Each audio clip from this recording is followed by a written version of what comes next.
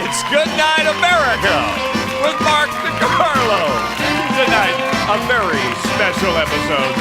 Mark is caught cheating at Candyland and banished for life with comedian Margaret Cho. Middle-aged men's fashion designer Dakota, plus tonight's band, The Underthing. And now, say goodnight to Mark DeCarlo.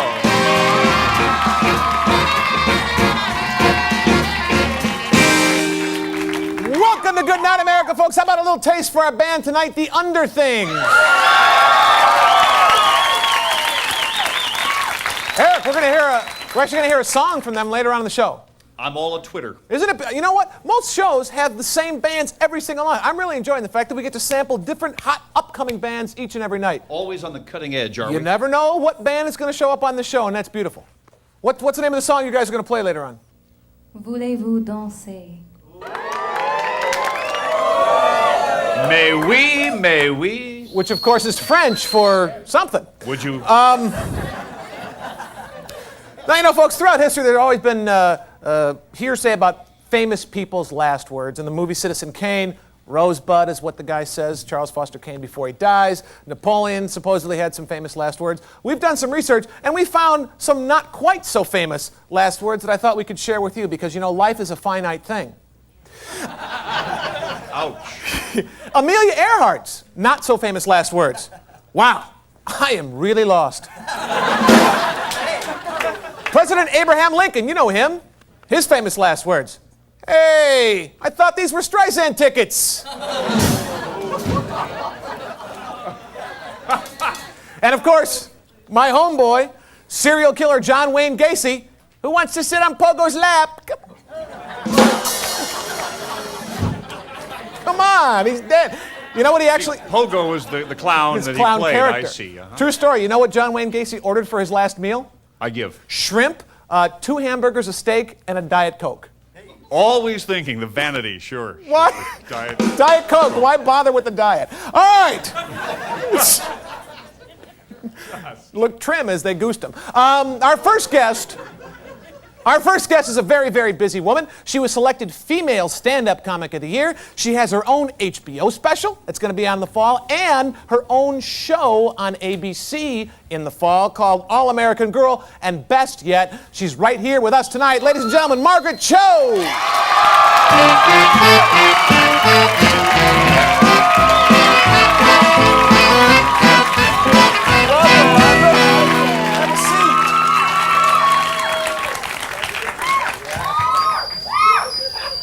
How you doing? Fine. Good to have you here. Thank you. Thank you very much.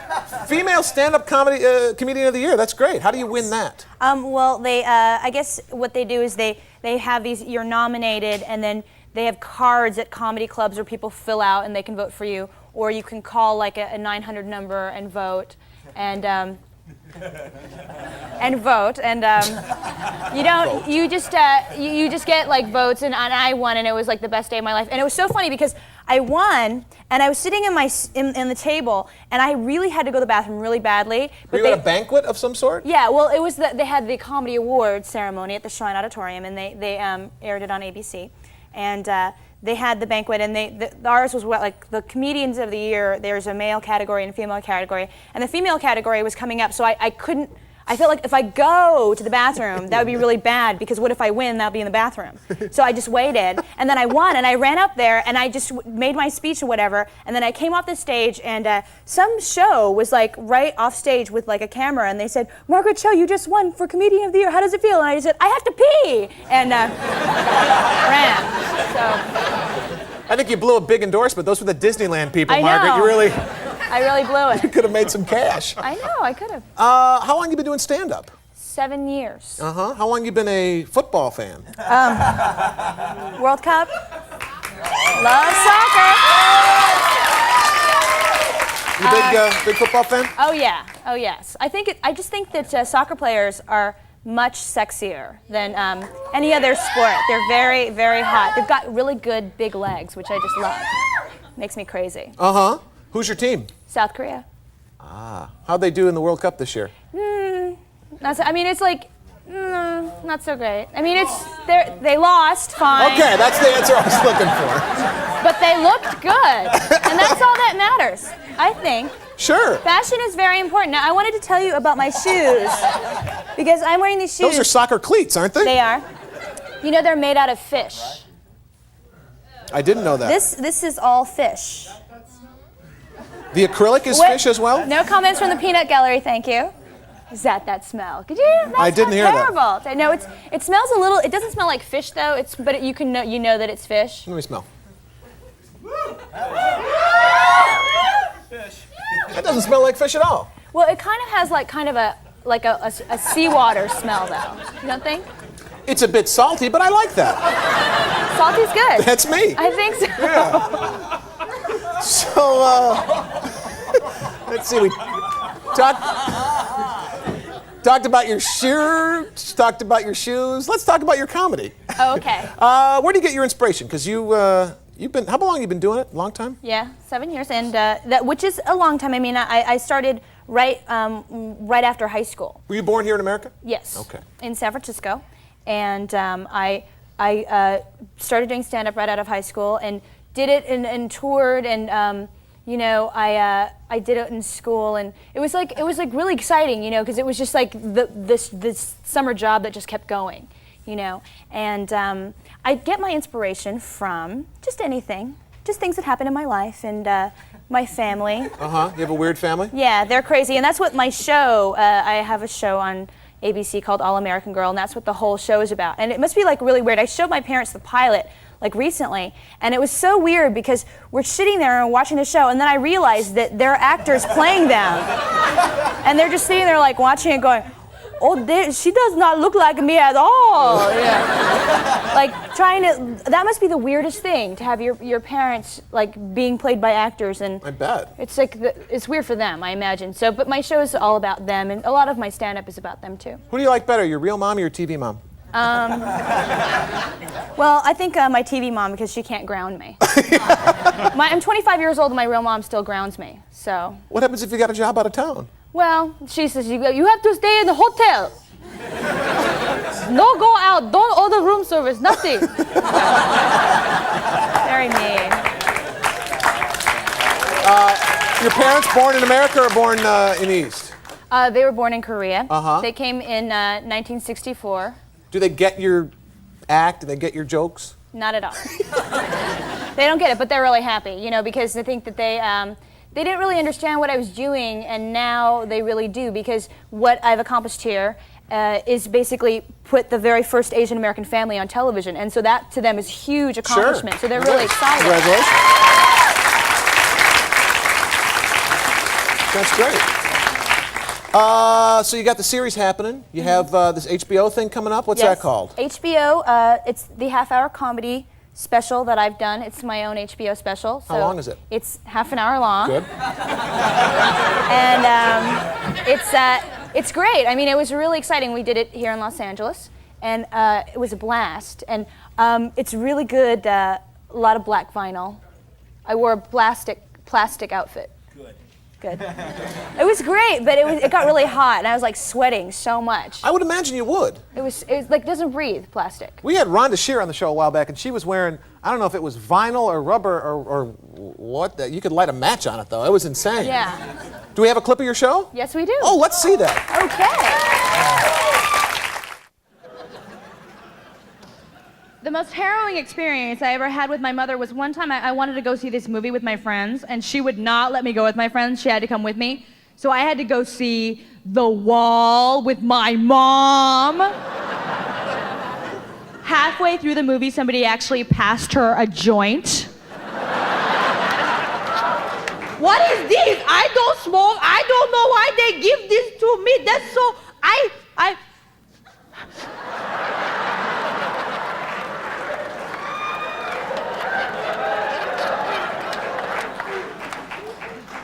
I'm going to buy popcorn.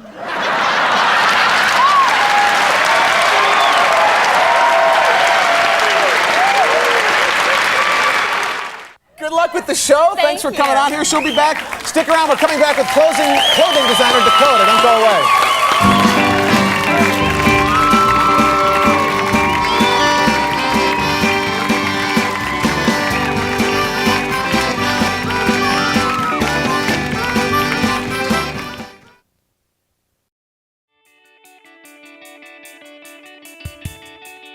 If you or someone you know has herpes, then this is important to watch because the product I'm going to share with you is guaranteed to work. It's called Azurex. There is no cure for herpes, but there is something guaranteed to stop outbreaks, provide soothing relief, and accelerate healing. In this attack pack, there are 5 individual swabs. They are easy to carry and easy to use. Just snap it to activate it. If you feel an outbreak coming on, apply Azurex after that first tingle and immediately feel the relief. So if you're looking for something that's powerful, natural, and really works, then order Azurex now.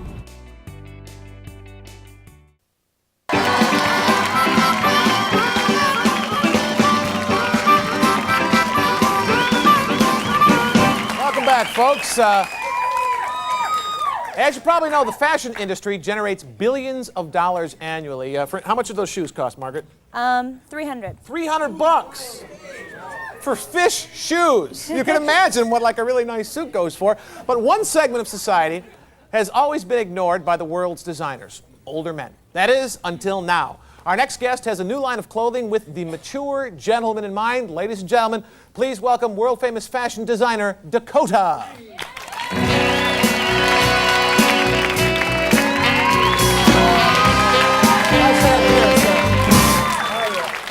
Good to be here. Good to have you here. Well, it's great to be here. You got a great looking set. You like it? It's very nice. Yeah. A lot of money was spent here. I bet it was. Yeah. You look very nice. Now, are you wearing some of your own creations here? Well, actually, yeah, this is something, if I could, I designed this myself here. It's a Pretty coat. nice. Huh? It's a coat, and it doubles as a car cover. Well, for a Yugo, maybe. It's not Yeah, that it's bad. pretty comfortable.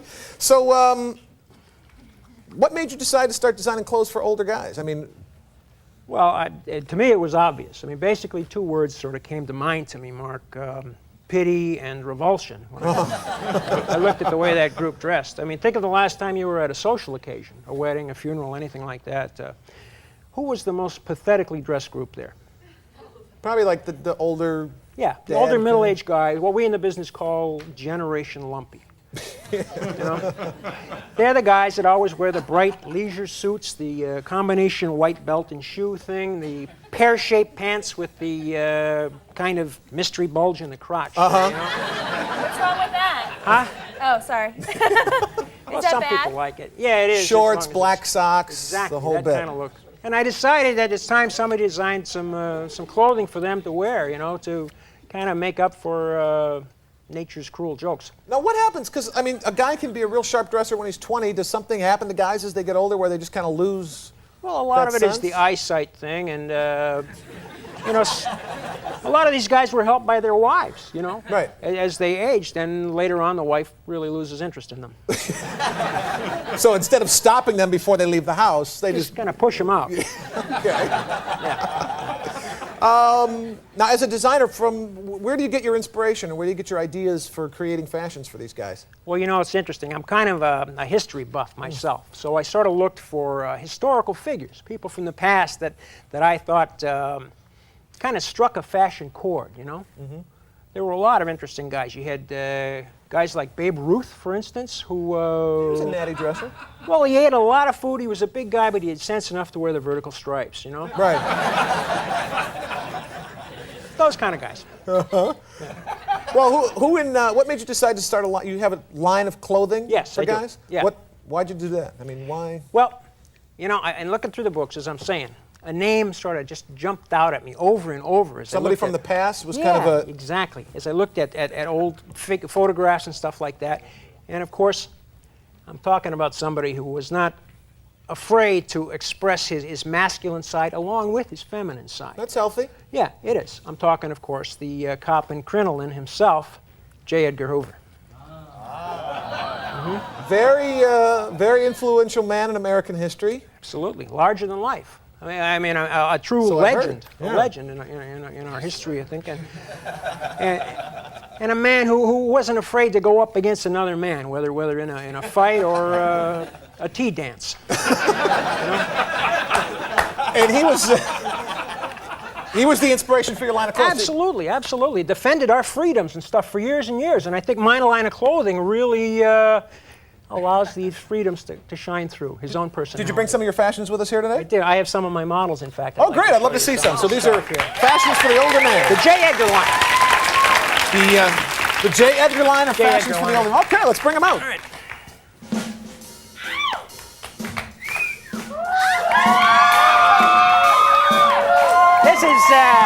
This is Hoke, and he's wearing the latest in our leisure wear line. You know, when you've been wearing gray flannel in the office all day, you come home, you crave a little color, and of course, comfort. Voila! What hard-working guy wouldn't want to hop into this tropical tunic? With room to breathe, kick back, and watch the fights, it just screams, I'm middle-aged, and I'm proud. Thank you, sir. Isn't that nice? And the saw is a lovely accessory. That's a nice balance between the masculine and feminine. That's, You're gonna love this. Here we have Ken. This is Ken. You've probably seen him in the Victor's Secret catalog. He's got a new look for the office. My after-dinner mint green suit here, but it's so much more. This lucky number here allows you to be neat as a pin around the office, Mark, with a knockout at the same time. Where this should be rounding up all the usual suspects. And by the way, I'd like to point out those earrings there are both medic alert tags. That's great. Thank you, Kenny. I love the little socks that they have on Dakota. That's a tattoo, actually. Oh, is it? Yeah. Yeah. And here, of course, is the pièce de résistance of my collection. I call this one Sympathetic Father of the Bride. Everybody knows J. Edgar himself always wanted to be everybody in the bridal party, and this would be his chance. This guy kind of looks familiar, Yeah. actually. This affords the wearer the chance to say, hey, world, look at me, without revealing who they really are. Dad! That's my dad! That's right, Mark. That's right. Oh, my God. Thank You're you not very the only much. one in the family that can get a laugh. What the hell are you doing? I don't know. Your mother won't take me back. Oh, my God. You look great, Dad. Thank you. Thanks a lot. You look great. We'll be right back, guys. It's the music of the other things. Don't go away.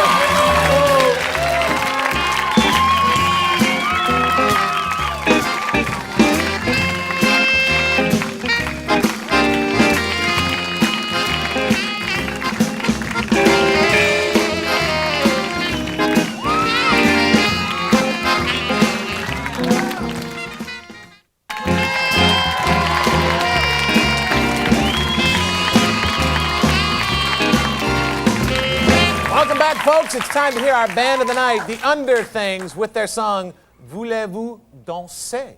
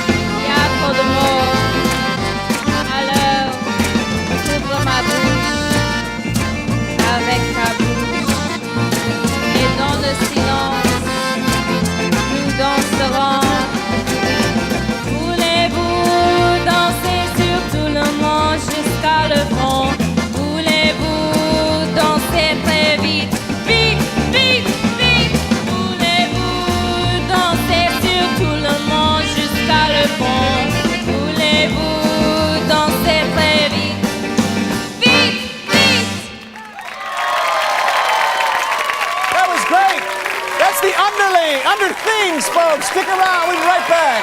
That was Très Bon Jus.